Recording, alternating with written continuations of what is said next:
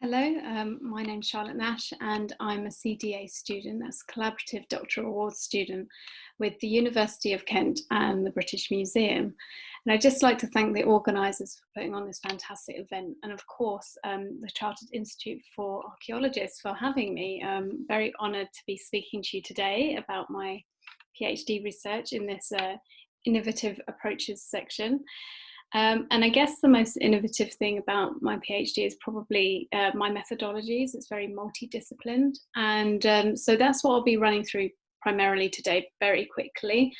Of course, there's a lot more to the PhD, and I can't talk about much in detail at all. But I have spoken about different elements in the past, and I always put my recordings up on my academia page. So should you be interested to know a bit more about other elements, there are links to my ResearchGate and academia at the end.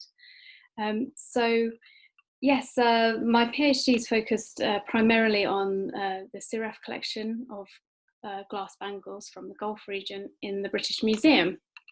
But the overall PhD itself is an archaeological and scientific investigation into their origins, their circulation, and the cultural impact that they had during the 13th to 18th century across the whole Western Indian Ocean trade network and actually beyond.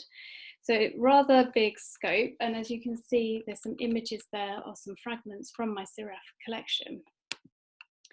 So the research aims and objectives were also rather wide from the beginning, really, to analyse and record my collection and others, and to create, if I can, a chronological regional typology that includes past studies and creates some kind of universal typology to be used for future studies.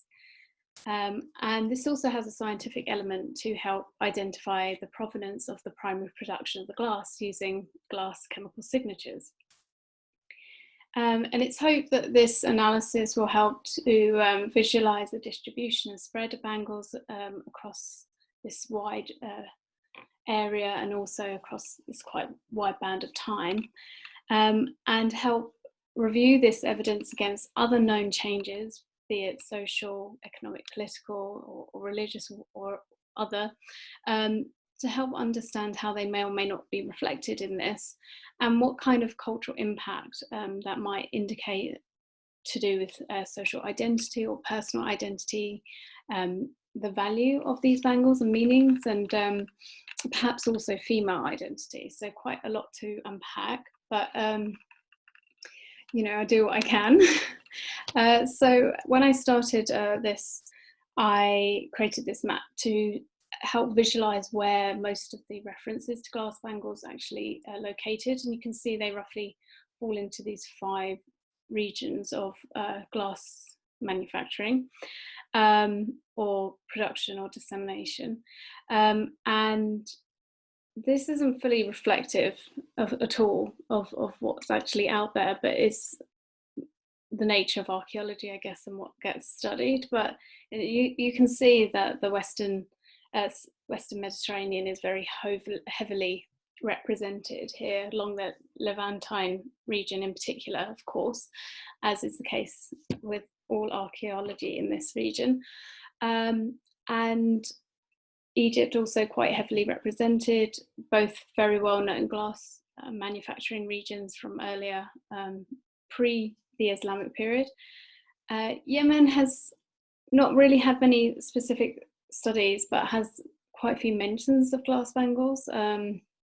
There are a few, some of them are old now, but it's really India and the Gulf region that's lacking, I would say. And thankfully, there's quite a few studies that have either just come out or shortly will about South Asia.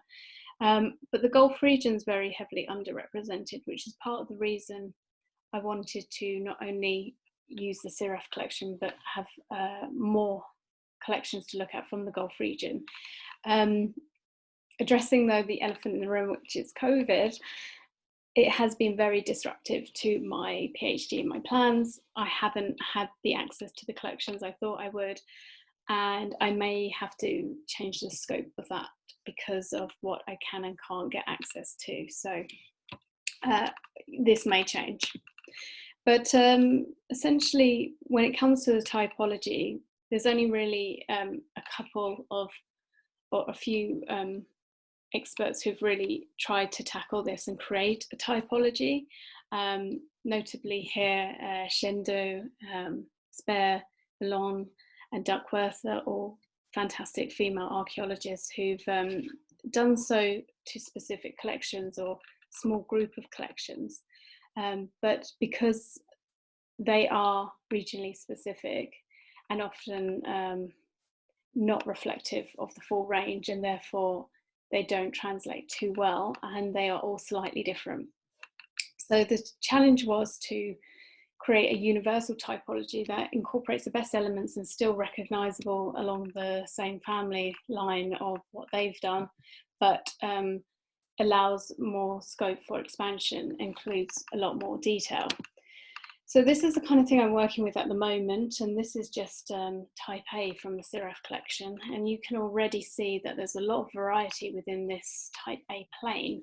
And if I just move that there, you'll see that an example being how you can really cut down type A's, and by the cross sections, S standing for section, and hopefully by the end I will be able to fill in the periods and the provenance. But of course there's lots of spreadsheets with this in much more detail. This is just the nice visualized version of the ones I have examples of. The other thing is to create really detailed data sheets that include lots of other really useful information that might tell you a lot more about things like cultural aspects of these objects and how they're made and who wore them.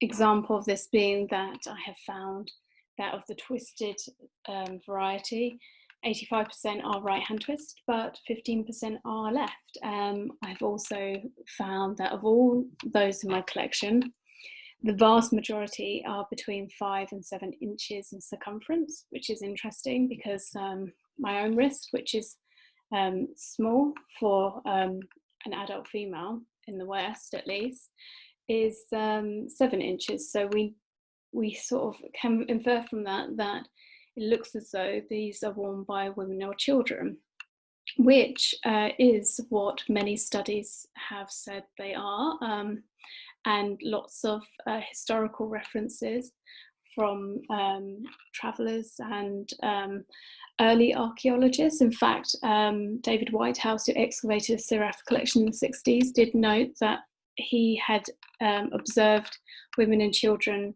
in local villages wearing similar bangles. So they are not worn today, but it looks as though this may be accurate. Now, whether they always were women and children, that's another question.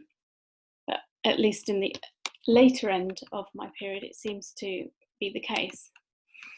Something else I'm doing is trying to visualize the data in a way that's more granular as well. So you can get a pie chart. As you can see, this is my Siraf collection, and you can see in the basic pie chart, there's types A and B are dominating.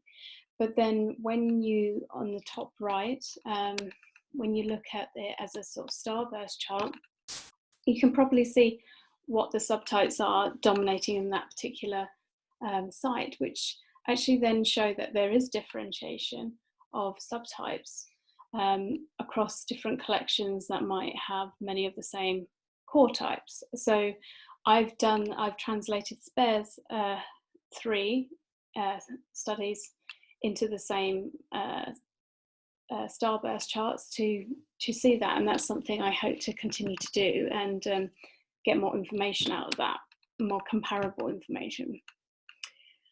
And then another thing I'm doing, of course, is a lot of scientific analysis on my collections. So here I've started to create a scientific coding system for the glass types. This is again by marrying 2 pre-existing approaches that have different elements that are beneficial. And I talk about this in a lot more detail in another talk about glass science. But in brief, the idea is that if you're a scientist and you know your periodic table, you'll be able to quickly see the main glass signatures, and then you'll be able to see in the reference what regions those glasses are known to come from. And then I have been able to identify, therefore, 3 regions for the twisted types within my own collection from the preliminary SCM results.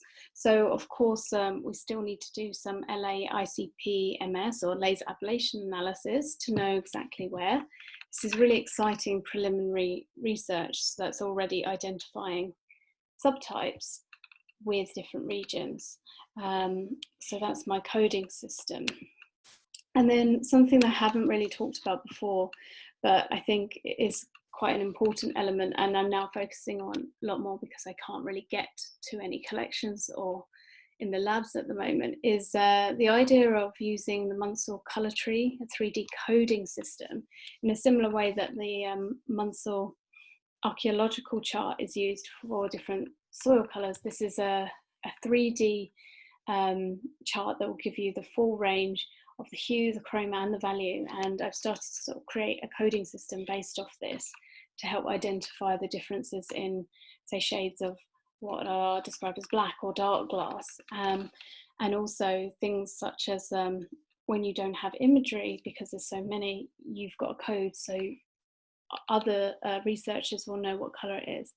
And you can see that there is some potential here. This is, again, there's 3 different sites. You can see there's a difference between the colour palettes across time in sites that are very close to each other. So I think this has some legs as well. The results, the preliminary results, again, I'm not going to talk about this here because you can see about this elsewhere and there's not time, but one of the most interesting finds were that pretty much everything, well, all of those that we've analysed are plant ash based, which of course is the expected from the Middle Eastern glass, but there's a lot of debate over how much recycled Roman glass is used and recycled glass, and that's not what we're seeing with this collection, certainly. Interesting, because Swan, who did a very tiny analyses on a few bangles, she did find one from South Asia, but again, no mineral glass in my collection, so none of that as far as we can see. Another interesting thing is that 3 that were visually identified typologically as modern techniques have flagged up chemically as modern as well, so that's validating. And just to show how even bangles that look very similar in the plain or twist dark glass are clearly grouping into different regions of production. And as I mentioned, quite exciting to see Central Asian, Mesopotamian amongst the Eastern Mediterranean glass, which was completely unexpected. We look forward to looking more detail at that. I have spoken before about experimental archaeology and the techniques, and previously I thought that there were 3 core types of techniques. Joël Roland, well-known experimental archaeologist of bangles, has been in touch since and put me right, and there's certainly ethnographic evidence of alternative sort of handmade version that is seamless, that seems to fit my collection. So yes, that's definitely something that we hope to work on later this year. We're hoping to do some experimental archaeology, and it seems that the top coil version that I know to be very modern, that's mass produced, and the cone spun version is also rather modern way of doing it, that perhaps only 19th century came into South Asia. But this technique of rolling them out with different kind of utensils, it seems to be very reminiscent of what I'm seeing in my collection. And then finally, the type that is sort of seamed follows this traditional Roman type. In my picture, that's not correct, that's a lac bangle, but we didn't have any imagery of this earlier type of technique. But I think it's interesting, and I look forward to doing some more research and work on this with Joël. And then finally, other collections. So I think I'm going to have to start looking for more other collections now, especially as I may no longer be able to get hold of many of those before, those that I previously planned to. So hopefully I'll find more within the UK, or ones that can come to the UK and I can study in the British Museum. So this is also a request that if anyone is aware of or has access to or would like me to look at a collection, please do let me know. I am open to offers, certainly, but I think that's my next stage. And that's it. I think I'm about, hopefully not run over too much, but these are my contact details. Please do follow me, and I look forward to answering any of your questions.